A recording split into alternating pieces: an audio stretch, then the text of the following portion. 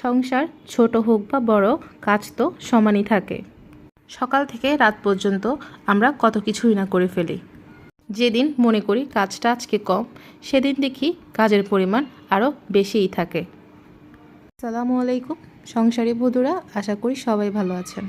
আমার channel lifestyle ম্যানুয়ালে আপনাদেরকে স্বাগতম। আজকে আমি শেয়ার করতে যাচ্ছি আমার নিত্যদিনের রুটিন।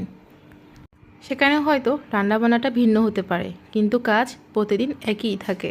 আজকে আমার স্পেশাল কাজ ছিল আমার কমফোর্টারটা একটু ওয়াশ করা। শীত যেতে না যেতে বসন্তের আগমন হয়েই গেল, তাই শীতকে ঘটা করে বিদায় দিয়ে দিলাম। প্রথমে ঘুম থেকে উঠে নিজের রুমটা ভালো করে পরিষ্কার করে নাস্তা করে নিলাম। এরপর চলে আসলাম রান্নাবান্নার কাজে। আমার রান্নার মেনুতে ছিল মুরগির মাংস, শুটকি ভর্তা এবং মিক্স একটা সবজি।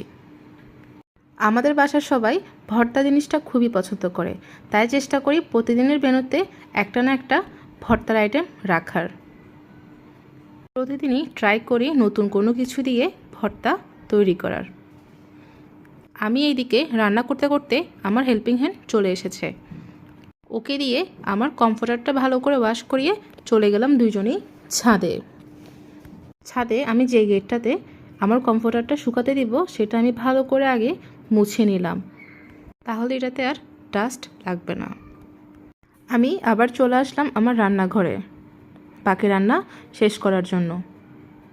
আপনারা যারা আমার আগের ভিডিওটি দেখেছিলেন তারা দেখতেই পাবেন আমি হাতে মাখা শুকনো ছুরি শুটকির ভর্তা শেয়ার করেছিলাম।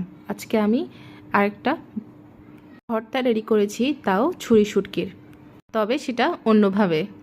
খুব শীঘ্রই আপনারা এই ভর্তা রেসিপিটা আমার চ্যানেলে পাবেন। দুপুরে রান্না শেষ করে চিন্তা করলাম আজকের খাবারটা রোদ্রে বসেই খাই, তাই বারান্দায় নিজেই নিজের লাঞ্চের ব্যবস্থা করলাম।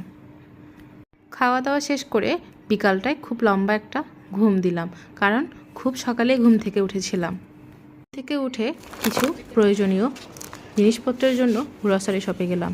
সময় স্বল্পতার কারণে তার আপনাদের সাথে শেয়ার করতে পারলাম না। আজকে আমার দিনটা আপনাদের সাথে শেয়ার করলাম। ভালো থাকবেন, সুস্থ থাকবেন। আল্লাহ হাফিজ। আসসালামু আলাইকুম।